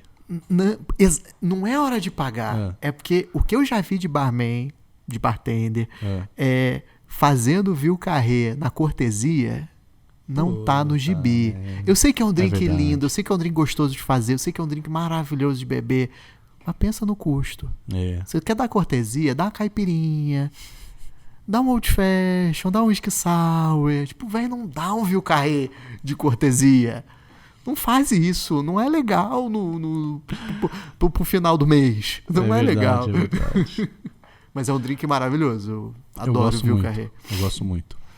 E é impressionante como a gente aprendeu a gente conheceu a coquetelaria centenária, né? Mais do que a clássica, a coquetelaria aí do começo do século nos últimos anos, né? Imagina, 10 anos atrás você precisava saber de 25 receitas na sua cabeça e olhe lá. E as outras 25 que você sabia na sua cabeça, você nunca ia fazer. Todo mundo sabia Porto Flip e ninguém nunca fez. Barracuda virou um clássico aí e ninguém nunca serviu. Você já fez um Barracuda? Nunca. Já tomou um Barracuda? Nunca. Tá lá nos drinks clássicos. Então, vamos fazer um bate-bola? Bora. Agora.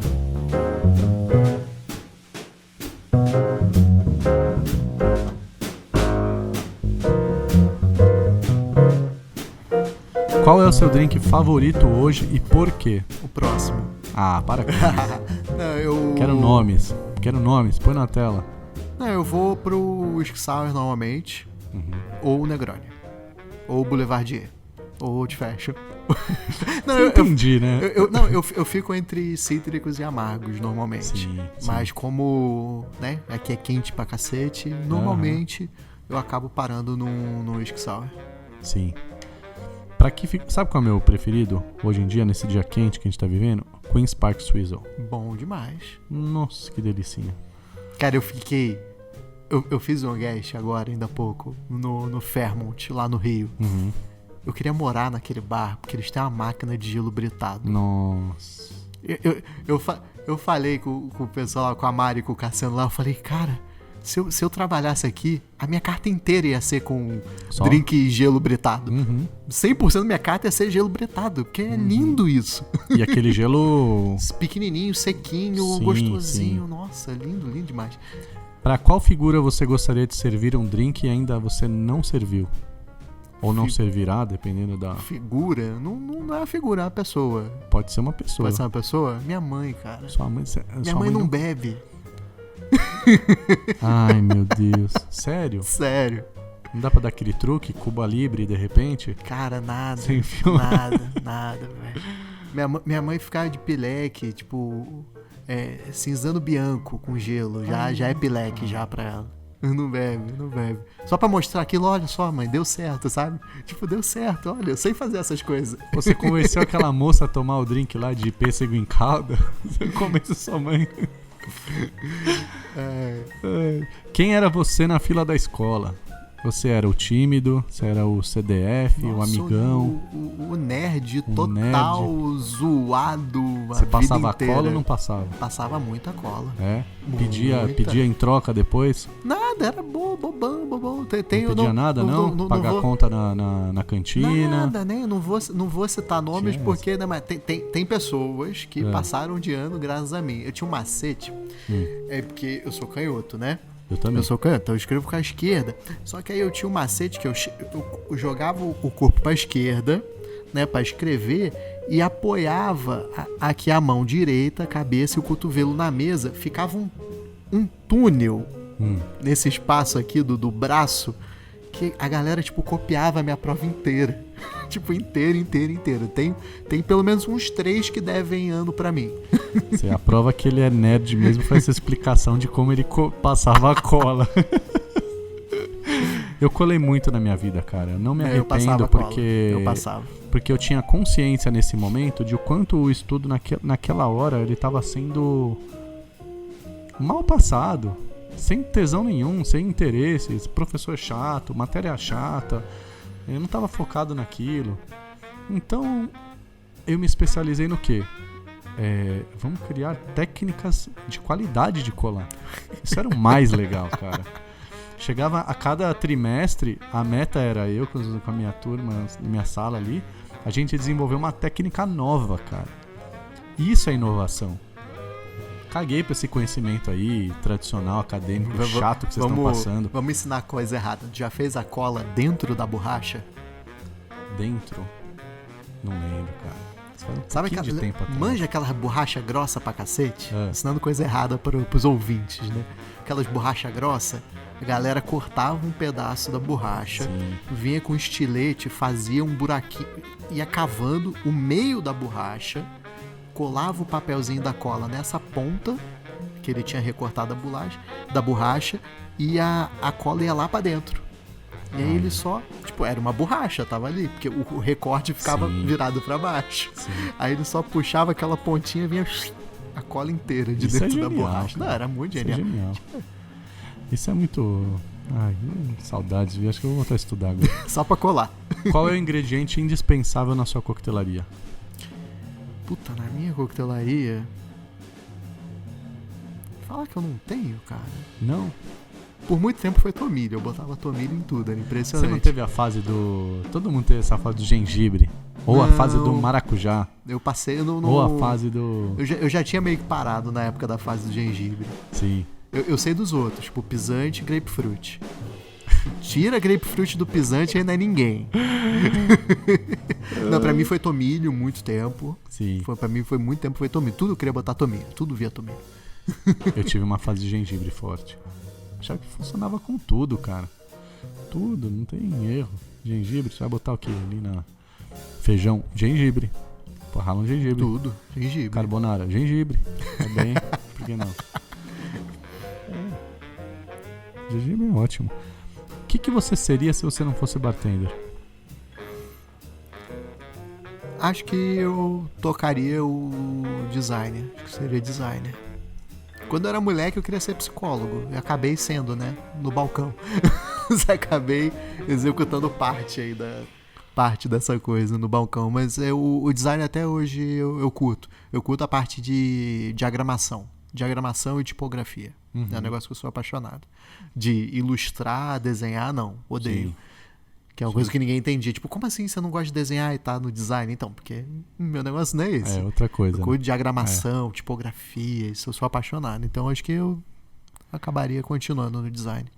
Uma noite, você prefere uma noite num bom bar, 50 Best, ou uma noite de Counter-Strike? Hoje em dia é Apex. Apex? Legends. Eu não sei mais esse negócio aí. Mas ó, CS joguei Você muito. É viciadão, né? Ô, Clan Mac Shots, tamo junto. Vai falando... O que é isso aí que você falou? É o meu clã. Clã? CS, é. É a galera que joga junto. É muito nerd, puta que pariu. Pô, a gente você vira à noite fazendo... E não bebe quando joga? Aí não dá, né? Não Reflexo vai pro cacete, né? É muito louco isso. Não, mas o... É difícil escolha. Difícil escolha. Ó. Vamos agora pro momento Nostradamus.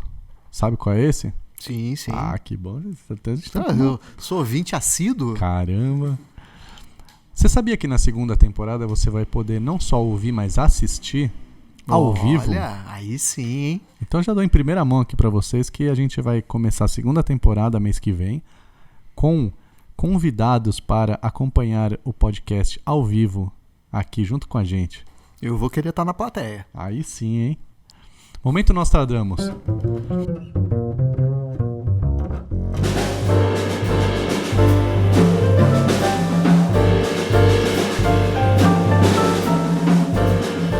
Um bartender que você vê que está evoluindo muito e que você acha que vai brilhar nos próximos anos? Essa pergunta é capciosa, eu sei que todo mundo quer ficar ali no banho-maria ali, querendo passar pano. Eu não quero que você se lasque aqui. Não, eu vou. Quero ver Não, eu sangue. tenho um nome que é Senhor Douglas, mais conhecido como Pretinho Cereja. Pretinho.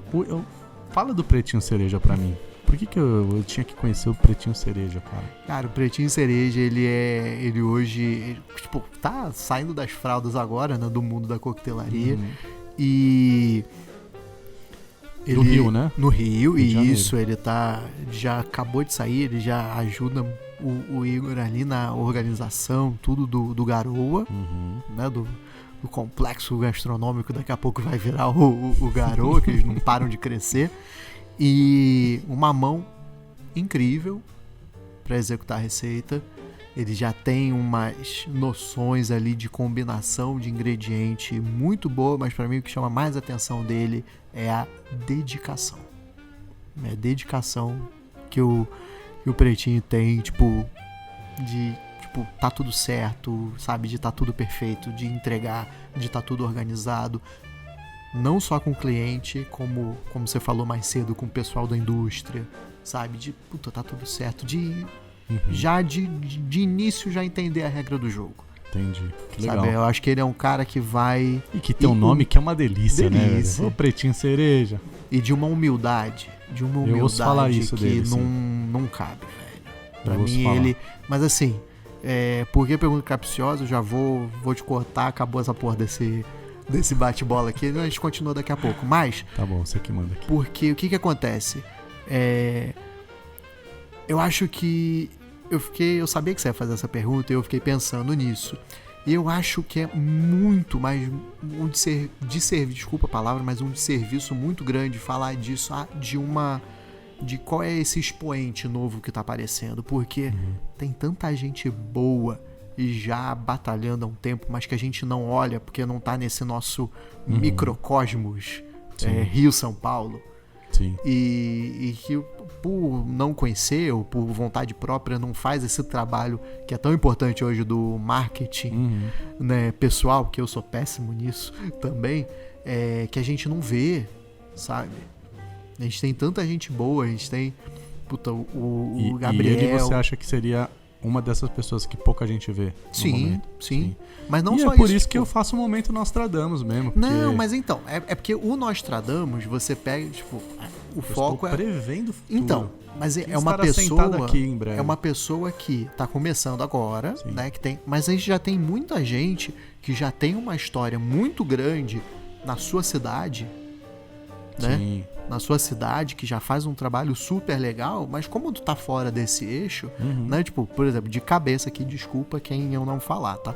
Mas de cabeça, a gente tem o Gabriel Guerra, a gente tem o PV, o Ale Barberino lá em Salvador, entendeu? A gente tem o Santiago em Fortaleza, a gente tem o Luquinhas, por exemplo, lá em Recife, que trabalha com o Luciano, o próprio, que já não é muita novidade, mas o Drew, nunca sei como falar o nome dele, lá de Porto Alegre. Dró. Lá em Curitiba, que hoje em dia é um dos maiores celeiros, sabe, de talentos, mas como não estão nesse microcosmos que a gente tem aqui, Rio, São Paulo, que a gente não olha, e são pessoas que já estão ali batalhando, já fizeram um grande trabalho, mas que a gente às vezes não dá essa... Passou um pano aí, eu achei, hein? Não, o meu nome é Pretinho Cereja. Pronto, ponto. aí sim. Não, mas chupa eu falei, todo mundo. o meu nome é Pretinho Cereja. Eu gosto assim mesmo. É porque, por exemplo, esse pessoal que eu falei, eu concordo com você. Eu não encaixaria mais no momento Nostradamus, porque pra mim, esse pessoal já é realidade. Sim. É realidade no local onde eles estão, mas que por Sim. N motivos, a gente não olha, não tá acostumado a olhar pra eles. Por isso que eu não considero eles Nostradamus. Pra mim, Nostradamus é o Pretinho, ponto final. Passei pano em ninguém. É, isso aí. Mas eu gosto dessa... Você fez uma bela análise da coisa regional. A gente tem esses desafios, cara. A gente tem muito, assim. O melhor jogador de futebol não vai sair da Tailândia, sabe? Porque ninguém tá olhando. Vai sair do Flamengo, porque vai sair todo mundo...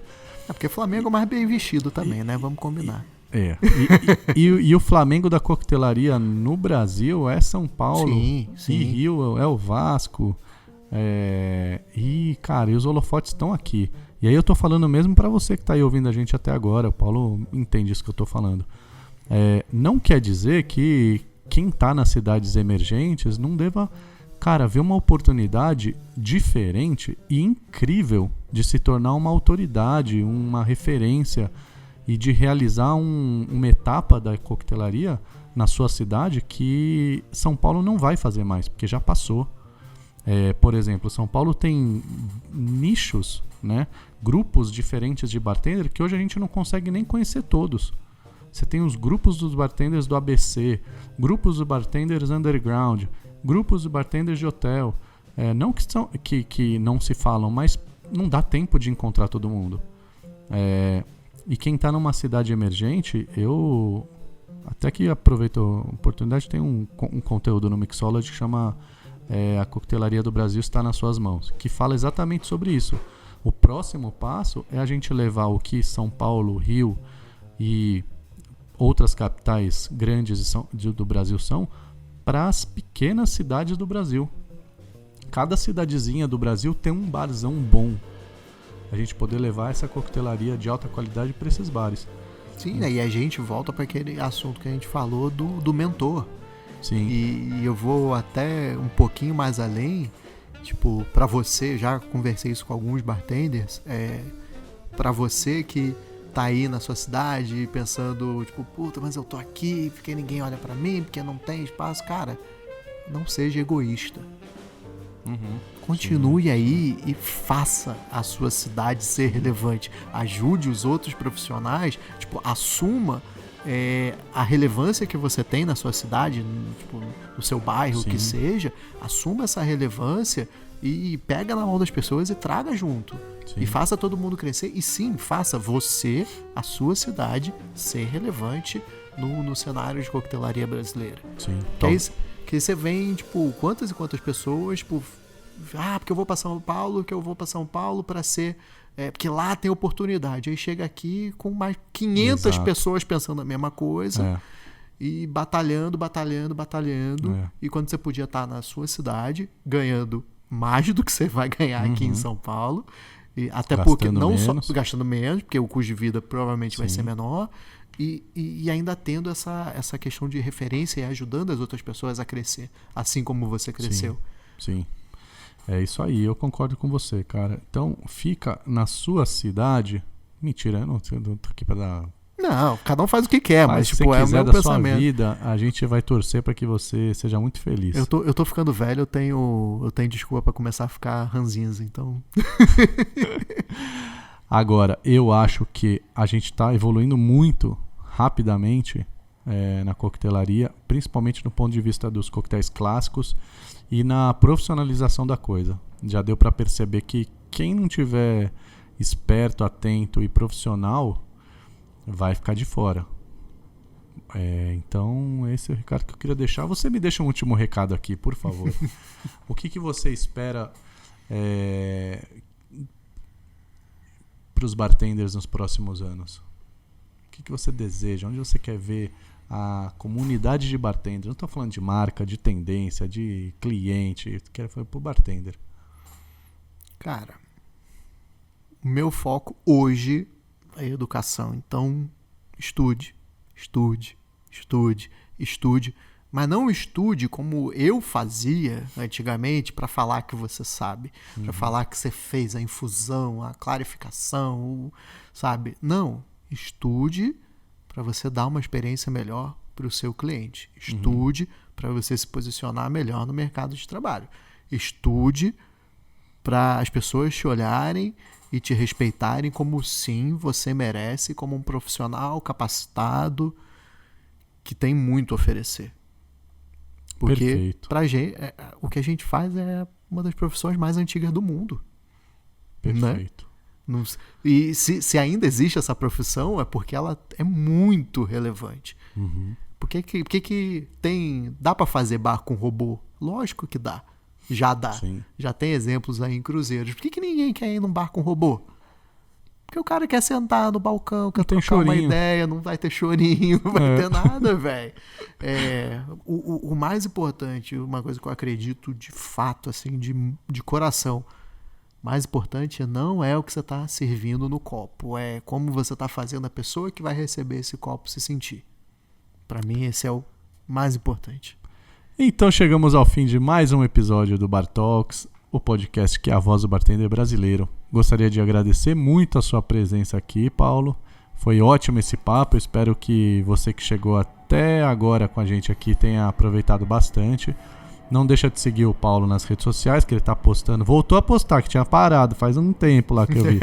Eu também, não tenho paciência não. Tá postando coisas muito legais. Obrigado. E é isso. Você pode enviar para o Mixology News o seu comentário de quem você quer ver no próximo episódio.